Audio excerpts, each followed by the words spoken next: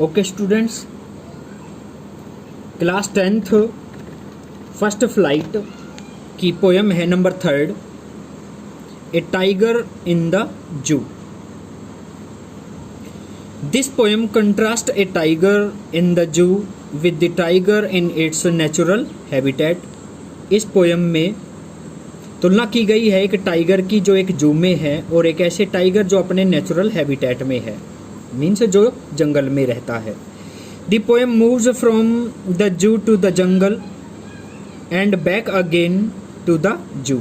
ये पोएम जू से जंगल की तरफ मुड़ती है और फिर वापस आती है जू की तरफ। Read the poem silently once, एक बार साइलेंटली पोएम को पढ़े।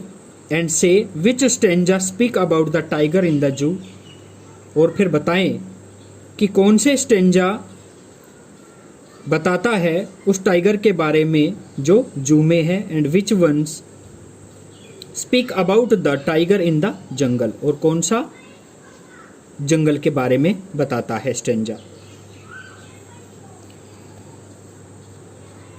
इस पोएम में दो टाइगर तो एक ही है। उस टाइगर को जब पिंजरे में रख दिया जाता है और जब वो खुले जंगल में है, तो दोनों प्रकार की जो मानसिकताएं हैं उनमें जो चेंजेस है उसके बारे में पोइट लेस्ली नॉरिस बताते हैं। यदि किसी व्यक्ति को मान लो कि बंदिश में डाल दिया जाए तो उसकी जो मानसिकताएं हैं उसमें फर्क पड़ जाता है। हर आदमी को, हर व्यक्ति को, हर जीव को आज़ादी चाहिए, तो उस मानसिकता को बखूबी एक्सप्लेन करना चाह रहे हैं लेस्ली नॉरिस जी इस पोएम के माध्यम से। He strokes in his vivid stripes the few steps of his gaze on pads of velvet quiet in his quiet rays. He stalks, वह टहलता है, in his vivid strips, जो विभिन्न प्रकार की पट्टियां हैं उसके शरीर पर, few steps in his gaze, उस पिंजरे में कुछ कदम इधर उधर टहलता है, on pads of velvet, उस वेलवेट पैड जो बिछा हुआ है नीचे, चुपचाप in his quiet rays, चुपचाप अपने गुस्से से वो टहलता है। He should be lurking in shadow, shadow Chhaya, lurking छुपा होना, उसे इन छायाओं में छुपा होना चाहिए। स्लाइडिंग थ्रो लॉन्ग ग्रास, आसानी से धीरे धीरे स्लाइडिंग चलना, थ्रो लॉन्ग ग्रास, जंगल में उगी हुई घास में धीरे धीरे उसे टहलना चाहिए।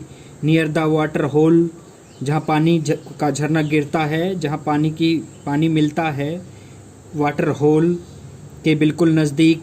वेयर प्लम्प डियर पास, जहाँ मोटे ताज़े डियर वहाँ टहलते हैं या पानी पीने के लिए आते हैं, तो वहाँ उसे होना चाहिए।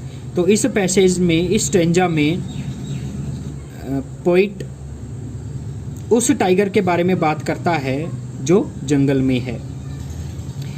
He should be snarling around houses at the jungle's edge, bearing his white fangs, his claws terrorizing the village.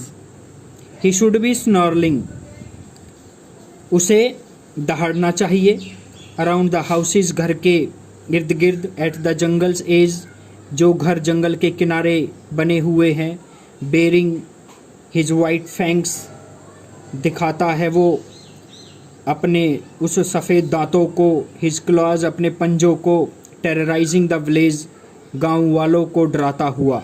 तो इस स्टेंजा में भी लेस्ली नॉरिस जी उस टाइगर के बारे में बात कर रहे हैं जो जंगल में है। But he is locked in a concrete cell, his strength behind bars, stroking the length of his cage, ignoring visitors, but he is locked in concrete cell. Concrete cell, ईंट, पत्थर, सीमेंट की बनी हुई कोठरी कंक्रीट सेल में उसे lock कर दिया गया है। हिज स्ट्रेंथ बिहाइंड बार्स, उसकी ताकत अब सलाखों के पीछे है।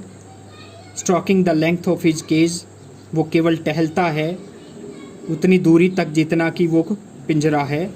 इग्नोरिंग विजिटर्स, जो विजिटर्स हैं जो देखने आते हैं चिड़ियाघर में, तो उनको इग्नोर करता हुआ। तो यहाँ लेस्ली नॉरिस जो उस टाइगर के बारे में बात कर रहे हैं इस स्टेंजा में जो पिंजरे में है। He hears the last voice at night, the patrolling cars, and stares with his brilliant eyes at the brilliant stars. He hears the last voice at night.